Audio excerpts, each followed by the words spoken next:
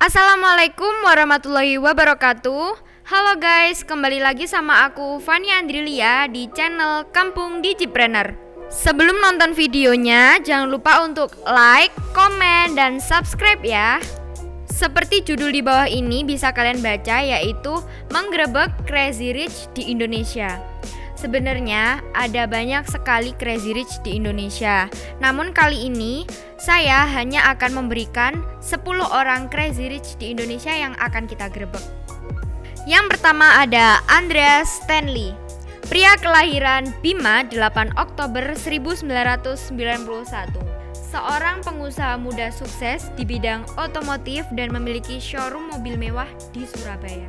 Coba bayangin ya, satu mobil mewah itu mungkin harganya juga lumayan mahal dan dia memiliki showroom mobil mewah di Surabaya. Bisa kalian bayangin berapa uang yang dia miliki untuk membeli mobil-mobil itu. Oke, kita lihat biodatanya dulu ya guys. Biodata Andreas Stanley Crazy Rich Surabaya yang sederhana dari surya.co.id. Bisa kita baca, bahkan Andreas sudah memiliki showroom mobil mewah di Surabaya dan tidak hanya satu showroom ya. Ada beberapa showroom mobil mewah yang Andreas miliki ini di Surabaya tentunya. Dia memiliki beberapa jenis mobil mewah, di antaranya yang pertama ada Ferrari California 2012, Porsche 997 Turbo 2008, Porsche 987 Cayman S 2010 dan masih banyak lagi tentunya. Kalian bayangin dulu deh, satu mobil mewah itu harganya itu berapa? Kita cari dulu ya. Tuh, itu paling murah aja 1,25 miliar. Apalagi kalau dikali berapa mobil yang Andreas punya, bisa kalian bayangin berapa uang yang ia punya gitu loh. IG-nya bisa kalian cek di @andreasstanley. Lalu showroomnya juga bisa kalian lihat koleksi mobil apa aja sih yang Andreas punya di @usedcarbuy. Itu nama IG-nya, nanti aku cantumin di atas sini ya. Terus yang kedua kita bahas tentang Daniel Topan. Daniel Topan itu hanya nama panggilannya. Untuk nama aslinya ada Daniel Johnny. Kelahiran Jakarta 13 Januari 1996. Daniel Topan memulai karirnya itu di industri perfilman dalam judul film Street Society yang disutradarai oleh Awi Suryadi sebagai Mounty. Mungkin kurang asing ya untuk film ini, namun mungkin kalau bintangnya itu adalah Daniel Topan, bayarannya juga lumayan gede ya. Kemudian dia juga membintangi film horor yang berjudul O Nina Bobo. O Nina Bobo ini adalah film yang dirilis tahun 2015 dan sangat booming pada zaman itu. Dan setelah menjadi bintang di film O Nina Bobo ini, dia juga menjadi produsen dalam film Badut garapan Awi Suryadi dan menjadi pemeran utamanya tentu. Di film ini, dia diminati oleh negara-negara yaitu Amerika Serikat, Rusia, dan Perancis. Itu sedikit gambaran tentang latar belakang Daniel Topan. Daniel Topan itu bisa kalian cek TikToknya. Biasanya itu di TikTok dia selalu bilang, udah kenal Sultan belum? Ya gimana gak bilang Sultan juga, dia adalah seorang produser di salah satu film yang terkenal di luar negeri juga ya guys. Mungkin bayarannya juga agak mahal sih ya. Jangan lupa cek IG-nya itu di @danieltopanofficial dan jangan lupa cek TikToknya @danieltopan. Oke, yang ketiga kita akan membahas tentang Melvin Tenggara, yaitu pria yang dijuluki sebagai Crazy Rich Surabaya karena memiliki kekayaan yang sangat-sangat melimpah. Melvin ini dikenal sebagai sosok yang ramah dan rendah hati. Dia ikut berpartisipasi dalam penanggulangan virus COVID-19 dengan menyumbangkan sebanyak 1081 APD lengkap kepada pemerintah kota Surabaya. Lalu juga menyumbangkan satu box masker tipe 1860 sebanyak 300 pieces dan masih banyak lagi yang disumbangkan oleh Melvin Tenggara kepada pemerintah kota Surabaya. Selain itu, Melvin Tenggara juga mendirikan sebuah perusahaan yang bernama PT Sinma Line yang merupakan perusahaan shipping dan alat berat. Dia juga mempunyai sebuah restoran dan usaha kosmetik. Selain itu, ia adalah seorang pecinta otomotif yang memiliki banyak mobil dengan harga yang sangat fantastis.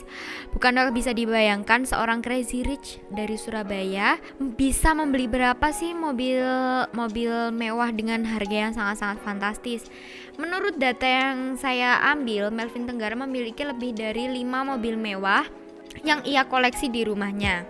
Kalian bisa bayangkan harga satu mobil mewah itu kira-kira seharga 1,26 miliar, itu kira-kira yang paling murah.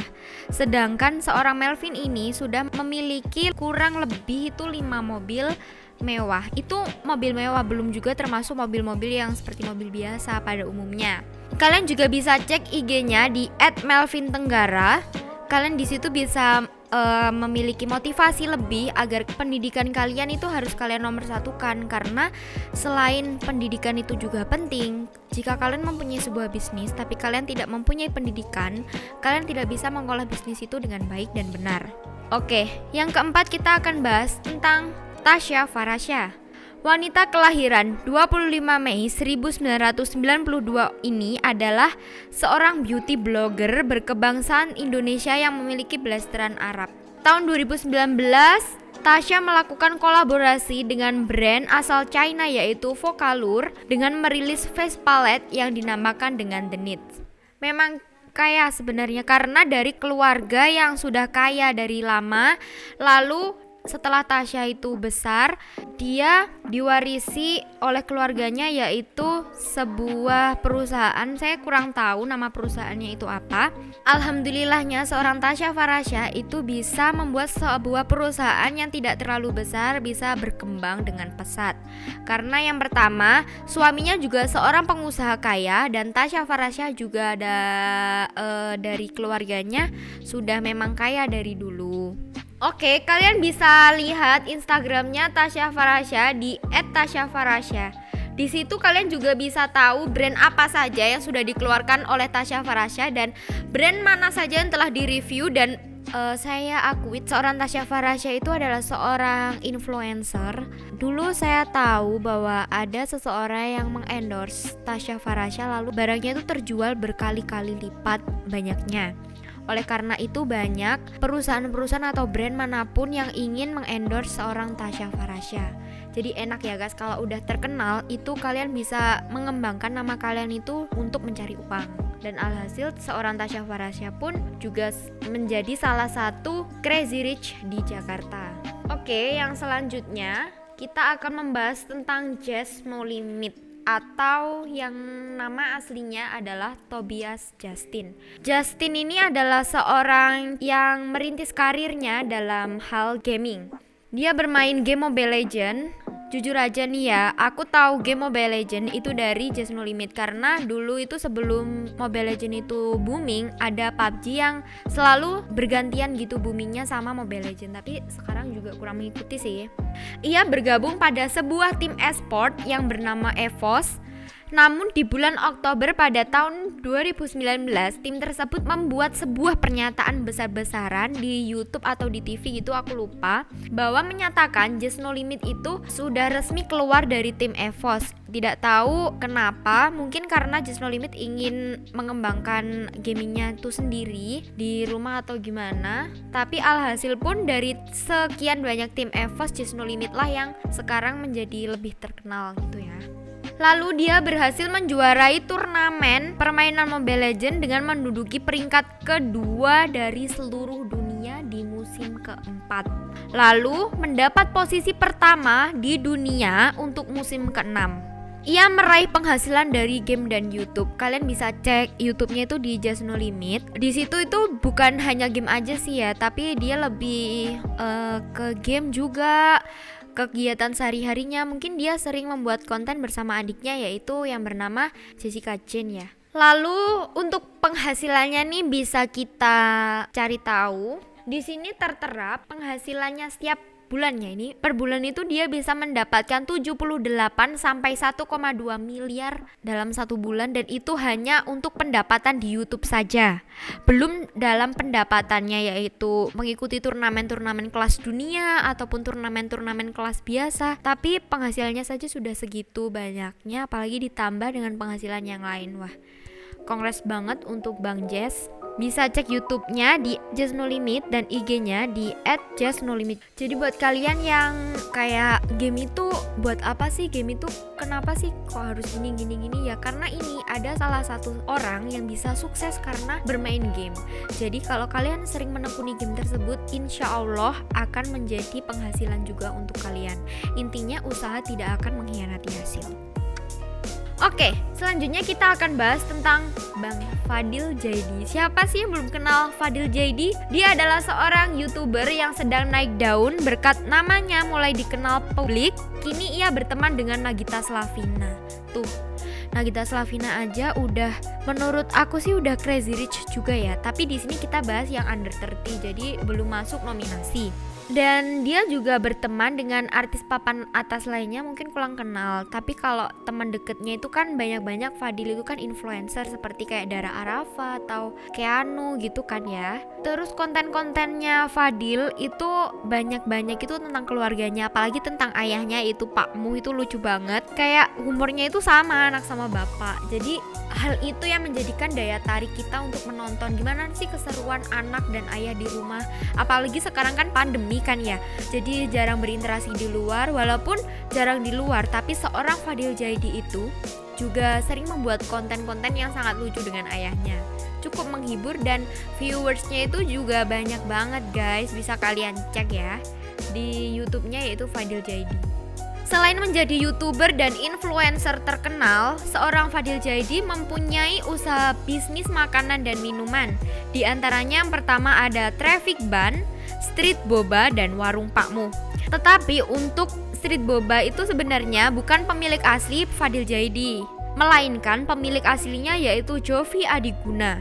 Namun, seorang Fadil Jaidi termasuk salah satu pemilik franchise-nya street boba tersebut. Jadi Fadil Jaidi itu membeli sebuah franchise street bobanya kepada Jovi Adiguna lalu mengembangkannya dengan sangat pesat. Lalu kalian bisa cek juga IG-nya di @fadiljaidi. Oke, yang selanjutnya adalah Setio Hermawan. Mungkin kurang asing ya bagi saya, kaum pemuda yang sering bermain handphone atau media sosial lainnya, tentang Mas Setia Hermawan. Gini, bukan termasuk di dunia entertain, melainkan dalam dunia bisnis kayak penjualan hewan seperti sapi begitu ya. Dia adalah pemilik dari Setia Farm yang ada di Purworejo, Jawa Timur. Dia sudah menekuni dunia peternakan sapi untuk pertama kalinya pada saat dia duduk di bangku SMA. Hebat banget ya guys, SMA aja udah punya pikiran untuk mengembangkan sebuah bisnis yang menurut aku itu juga gak gampang gitu ya. Kalau entertain kan kalau kalian punya kenalan yang orang terkenal, kalian juga otomatis ikut terkenal.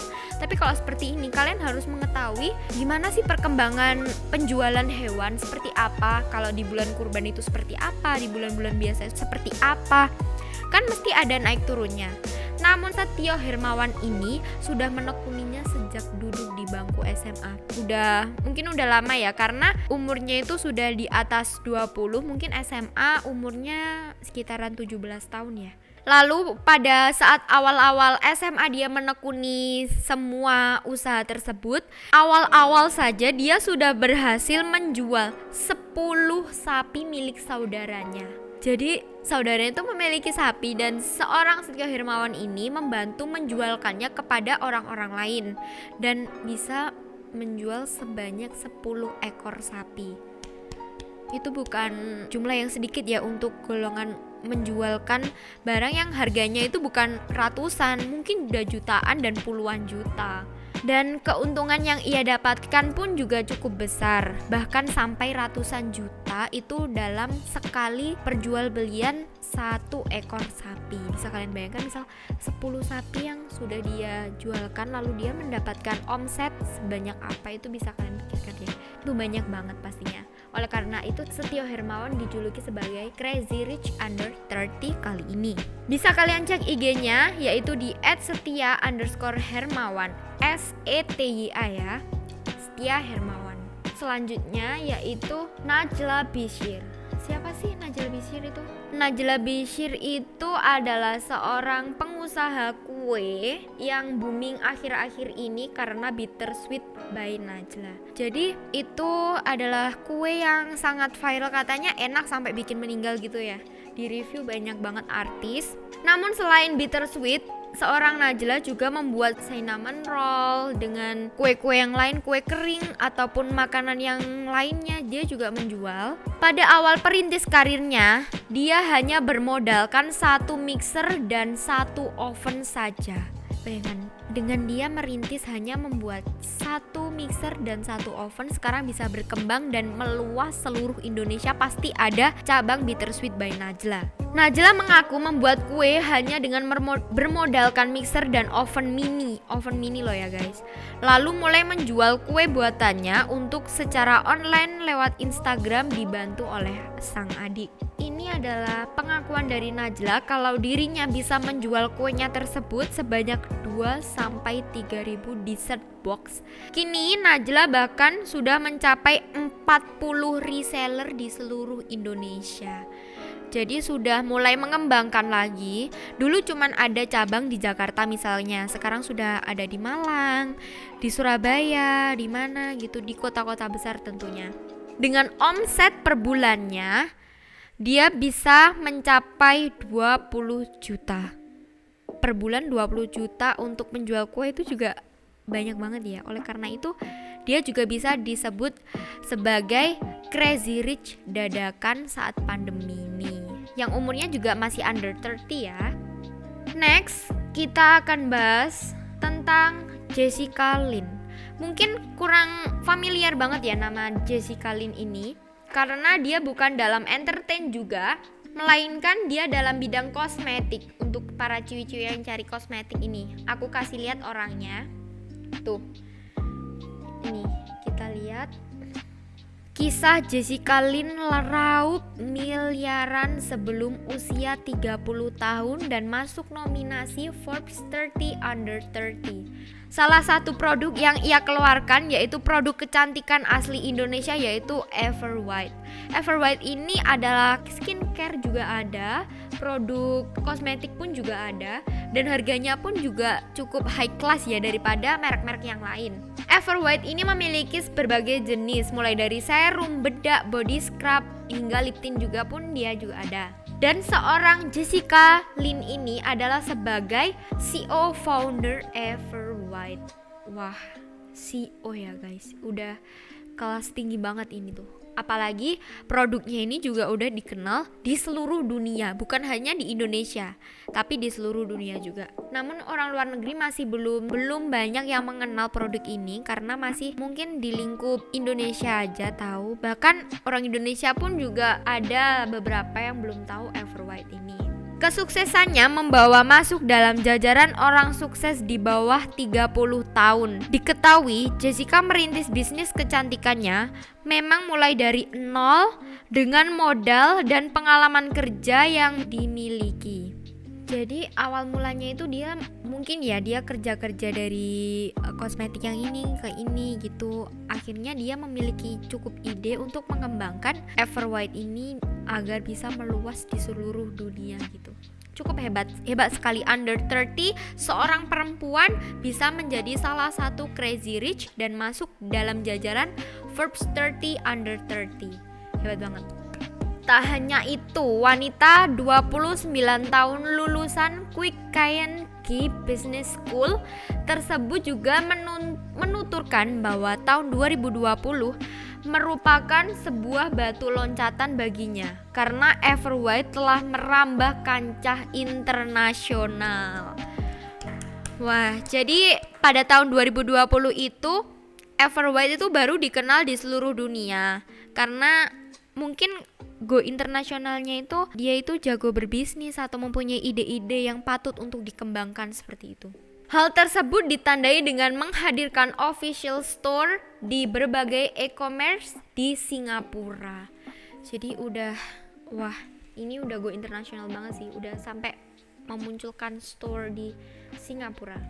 Ia sudah memiliki strategi dan perencanaan yang disiapkan untuk menjadikan Everwhite sebagai salah satu local beauty brand besar di Indonesia. Wah, mengalahkan brand-brand yang lain cukup hebat ini, padahal perempuan.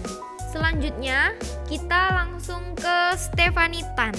Kurang familiar nama Stephanie Tan ini bagi saya, namun kita lihat karena salah satu Crazy Rich Under 30 ya. Stephanie Tan ini orangnya, bisa kalian lihat. Jadi seorang Stephanie Tan ini berbisnis dalam model desain baju. Dia salah satu orang yang mendesain baju go internasional. Misal kalau ada fashion show internasional, fashion show apa gitu, Stephanie Tan salah satu orang yang mendesain salah satu baju tersebut. Dan orang Indonesia tentunya, itu sudah di kancah dunia, bukan di Indonesia aja, sudah di dunia. Ini adalah salah satu perancangan baju oleh Stephanie Tan. Dari segi marketing, Jolly Clothing memiliki konsep pemasaran affordable luxury. Stephanie berharap konsumen dapat memiliki outfit yang dibuat dengan jumlah terbatas tapi dengan harga yang terjangkau. Wah, susah banget loh guys dengan pemikirannya seperti itu, karena satu model baju itu juga harus membutuhkan ide yang sangat besar begitu. Apalagi seorang Stephanie Tan ini sekali mengeluarkan baju, bajunya itu akan booming, tapi bajunya itu hanya memiliki satu-satunya. Jadi tidak ada misal kayak di brand lainnya itu kan masih ada stok atau gimana, tapi kalau ini tuh enggak, cuman ada satu. Jolly Clothing berfokus pada penjualan online atau e-commerce. Berbagai koleksi menarik dan elegan dapat Anda kunjungi di laman resminya, yaitu jollyclothing.com. Kalian bisa membelinya di situ, di sini di @jollyclothing.com. Kalian bisa cari tahu model-model baju apa saja yang sudah dirancang oleh Stephanie Tan, dan juga berbagai marketplace yang dapat dengan mudah dijangkau konsumen. Jadi untuk bukan hanya bisa dibeli oleh artis-artis go internasional, tapi kita orang biasa pun juga berhak untuk memakai rancangan dari Stephanie Tan ini dengan harga yang terjangkau tentunya. Oh iya, Jolly Clothing tuh apa sih? Tadi kan aku bilang Jolly Clothing gitu kan.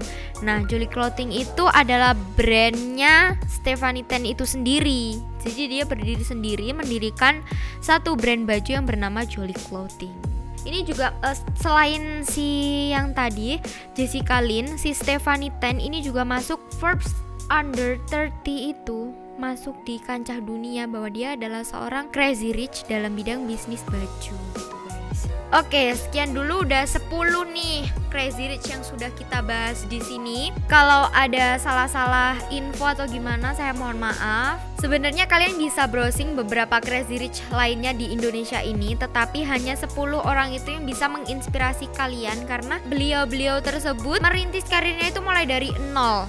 Jadi bukan karena dia itu memang dari keluarga yang kaya, tapi juga merintis dari nol. Ada juga yang kaya, tapi bukan kaya banget gitu, cuman ya kaya dan perusahaannya belum begitu besar, namun beliau bisa membesarkan perusahaan tersebut sampai di kancah dunia.